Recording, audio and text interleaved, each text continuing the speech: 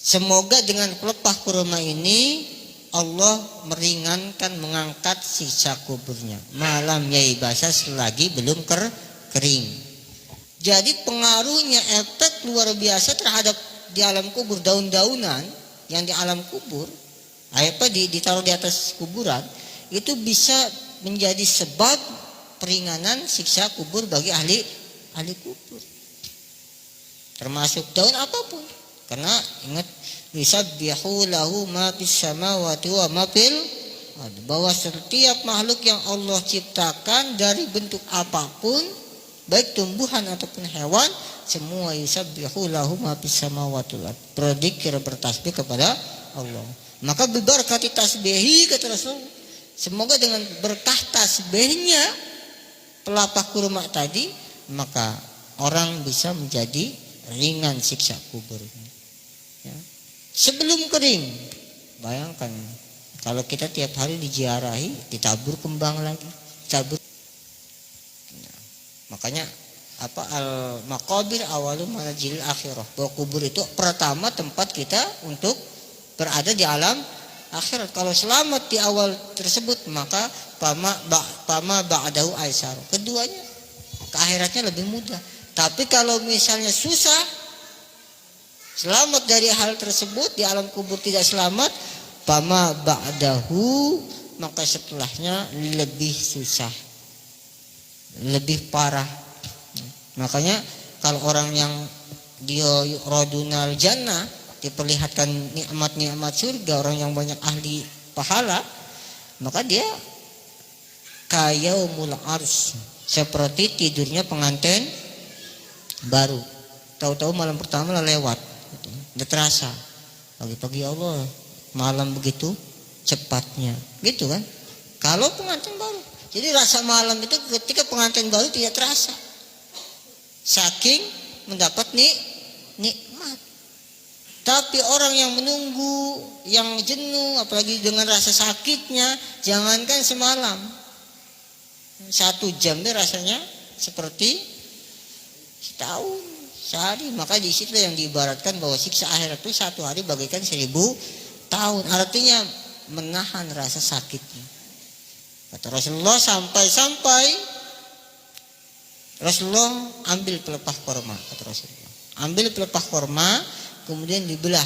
Yang pertama untuk orang yang kencingnya tidak bersih. Semoga dengan pelepah kurma ini Allah meringankan mengangkat siksa kuburnya. Malam yai basah selagi belum kering. Jadi pengaruhnya efek luar biasa terhadap di alam kubur, daun-daunan yang di alam kubur, ditaruh di atas kuburan, itu bisa menjadi sebab peringanan siksa kubur bagi ahli kubur. Termasuk daun apapun. Karena ingat, yusabbihu lahu ma fis samawati wa ma fil ardh, bahwa setiap makhluk yang Allah ciptakan dari bentuk apapun, baik tumbuhan ataupun hewan, semua yusabbihu lahu ma fis samawati wal ardh, berzikir, bertasbih kepada Allah. Maka bibarakati tasbihi, kata Rasul, semoga dengan berkah tasbihnya pelepah kurma tadi, maka orang bisa menjadi ringan siksa kuburnya. Ya.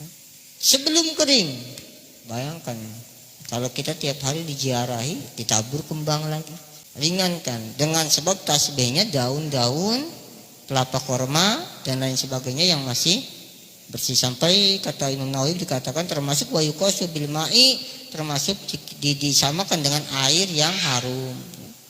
Seperti itu, air, ya. Boleh tidak menanam tanaman di atas kubur? Boleh. Silakan, tapi itu haknya orang di kubur tadi. Kita jangan cabutnya, kan gitu. Ada hak mereka, kan gitu. Termasuk daun pelapa korma, daun pelapa kelapa, ataupun daun-daunan yang masih hijau ditabur di atas kubur, Pak. Kita ambil, kita buang, itu dosa. Karena itu masih hak ahli kubur. Kecuali sudah kering. Kalau sudah kering bebas kita, boleh. Nah itu mereka bertasbih, masih dalam keadaan tasbih. Yang kedua, kata Rasul, bisababin namimah, yang suka mengadu domba. Jadi benar adanya siksa kubur itu.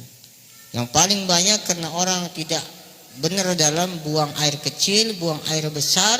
Sampai dalam kata Imam Ghazali, kalau buang air besar, usahakan ketika kita istinja, cebok bahasanya, cebok, itu sebenarnya usahakan kalau kita pakai kain, lepas dulu kainnya.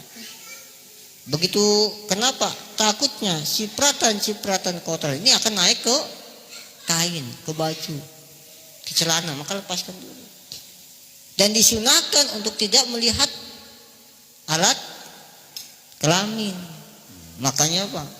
Sayyidina Ali itu berbeda dengan sahabat 3.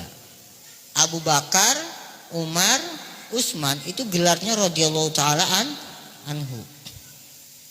Tapi Sayyidina Ali gelarnya karamallahu taala wajh.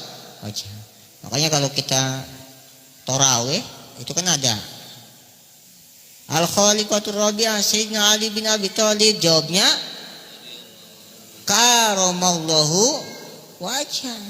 Karena gelar Sayyidina Ali karamallahu wajah, bukan radhiyallahu taala anhu. Tapi kelayakan kita, keumuman kita, keseringan kita radhiyallahu taala anhu. Baca sejarah. Kenapa Sayyidina Ali diberi gelar berbeda dengan sahabat 3? Sayyidina Ali dari mulai kecil sampai dia meninggal, beliau tidak tahu mana bentuk kelaminnya. Kita ini sudah dijingok, dipegang lagi. Itu Sayyidina Ali benar-benar tidak